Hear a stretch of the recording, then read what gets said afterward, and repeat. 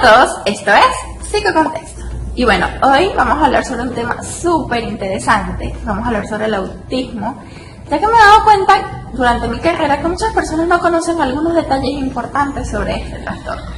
Así que vamos a comenzar hablando de 5 datos curiosos sobre el autismo. El primer dato curioso es que este trastorno no fue estudiado hace mucho tiempo, de hecho es uno de los más recientes. La primera teoría o investigación realizada sobre este trastorno fue en 1943 por un psiquiatra austriaco llamado Leo Kanner. Leo Kanner se mudó a Estados Unidos y empezó a trabajar en el área de psiquiatría infantil. Pues sí, cuando él empezó a estudiar y a trabajar con estos niños que padecían de esquizofrenia infantil específicamente, él se dio cuenta que un grupo de estos niños no presentaban las características o todas las características correspondientes al trastorno de esquizofrenia. Entonces él empezó a indagar un poco al respecto, ya que podrían algunos reírse solos, pero no alucinaban, o unos simplemente tendían a aislarse o no eran tan afectivos. Entonces él empezó a realizar una serie de estudios al respecto y luego postuló su investigación diciendo que estos niños no eran esquizofrénicos, sino que tenían autismo. Años después él sigue investigando y trata de descubrir las causas de este trastorno. Llegó a postular miles de cosas y algunas sí fueron avaladas, como otras fueron totalmente descartadas. Por ejemplo, una de sus teorías era que estos niños eran así, encerrados en sí mismos, porque sus madres eran muy frías. De hecho las llamaba las madres neveras, porque eran muy rígidas y no daban amor o afecto suficiente a los niños, y por ellos tendían a retraerse y a no mostrar afecto. Años después, Leo Kanner llegó a admitir que esa teoría no era válida, que se había equivocado, pero para ese entonces ya era un poco tarde, pues había lastimado a muchas madres a nivel emocional, pues consideraban que ellas eran las culpables de que sus hijos tuviesen esta condición. Dato número 2. Para quienes no lo saben, nosotros los psicólogos, para poder diagnosticar, nos guiamos por un manual que se llama DSM. Este manual es como una especie de Biblia para nosotros, porque allí nos guiamos para poder establecer diferentes tipos de diagnósticos. Ahora, el DSM tiene diferentes versiones, pues a medida que va pasando el tiempo lo van actualizando, van colocando nuevos trastornos o van quitando algunos que ya no se consideran trastornos. Y bueno, la versión actual es la quinta, o sea, el DSM-5. Lo que pasa es que muchos psicólogos todavía trabajan con la última versión que antes de la quinta, que era el DSM-4. E incluso he escuchado que en universidades todavía se está trabajando con eso. El problema es que en el DSM-5 cambiaron muchas cosas. Por ejemplo, en el DSM-4 se describe el autismo con una serie de características y signos específicos. Y luego se habla del Asperger y también se describe sus características y eso. O sea, son dos trastornos diferentes y aparte. En el DSM-5 eliminaron esto. Entonces agarraron el Asperger y lo unieron con el autismo y clasificaron al autismo por niveles. Esto debe ser un poco confuso, pero les explico. En el DSM-4 no clasificaban el autismo por niveles, sino que era autismo y ya. Ahora en el DSM-5 unen el Asperger con el autismo y al autismo lo colocan por niveles. Entonces existe un autismo de nivel 1, de nivel 2 y de nivel 3, y esos niveles van a depender de acuerdo a los signos que presenten, dependiendo de qué tanto se vean afectados a nivel social y conductual. Entonces tienes que estudiar al individuo y ver en qué nivel lo clasificas. Entonces, si eliminaron el Asperger, ahora, ¿qué pasa con los que han sido diagnosticados con síndrome de Asperger?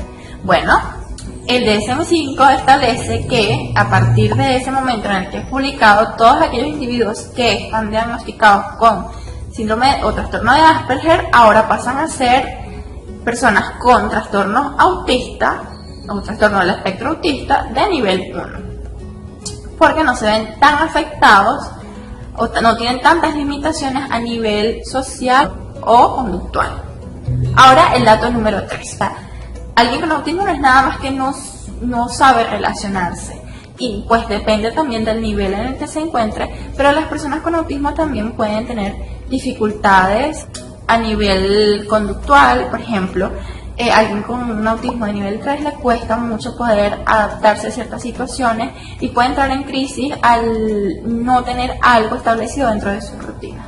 De todas formas, dentro de las sintomatologías más específicas que puedes ver dentro del autismo es, aparte del retraimiento social, dificultad para adaptarse a diferentes ambientes. Son personas muy rutinarias y los cambios tienen que darse de una forma muy sensible. Pues un cambio brusco dentro del entorno de una persona con autismo puede crear crisis en él porque no está dentro de sus parámetros. Pueden fijarse o tener apego por ciertos objetos que quizás no son tan comunes. Por ejemplo, yo he atendido pacientes niños más que todo, que en lugar de aferrarse o pegarse con un juguete, que es lo más común que sea de niños, se aferran a cartones de leche, por ejemplo, y juegan con ellos no de una forma simbólica, sino que simplemente les divierte. Y desapegarlos de esas cosas es bastante traumático para ellos. También en algunos casos las personas suelen aferrarse a temas específicos. Entonces puedes encontrar niños que les encanten los dinosaurios y sepan todo acerca de los dinosaurios y que si el periodo donde vivieron, que si las especies, todo, es impresionante. Además también hay características psicomotoras que tomar en cuenta. Por ejemplo, hay algunos niños que pueden tener muchos aleteos de manos o caminar en puntillas o tratar de mover sus dedos cerca de sus ojos. Todo va a depender del nivel de autismo que tengan. Ahora vamos a hablar un poco sobre el dato número 4. Si algo se ha comprobado con el autismo es que sí existe evolución dentro de los signos del mismo. ¿Qué pasa? Que la clave es el diagnóstico temprano. Entonces, cuando tú ya tienes un diagnóstico temprano, puedes empezar a trabajar en base a ello. Entonces, puedes empezar a llevar al niño a los especialistas correspondientes. Si el niño tiene dificultades en el lenguaje, pues lo llevas a su terapista del lenguaje, lo llevas a terapia ocupacional, lo llevas a su psicólogo, su neurólogo, a todos los especialistas necesarios. ¿Por qué? Porque la estimulación temprana es clave para que este niño pueda ser independiente y pueda mejorar todas las cosas donde tiene dificultad. Ojo, no se va a curar, porque el autismo no se cura, no es una enfermedad, es una condición, pero sí puede mejorar, puede ser alguien más independiente, puede ser alguien que quizás no necesite ayuda en todas las áreas de su vida, y todo va a depender de los padres y de la ayuda que reciba, de los tratamientos que reciba. Y el dato número 5 es que existen tratamientos especiales para el autismo y muchos no lo creen, pero es así.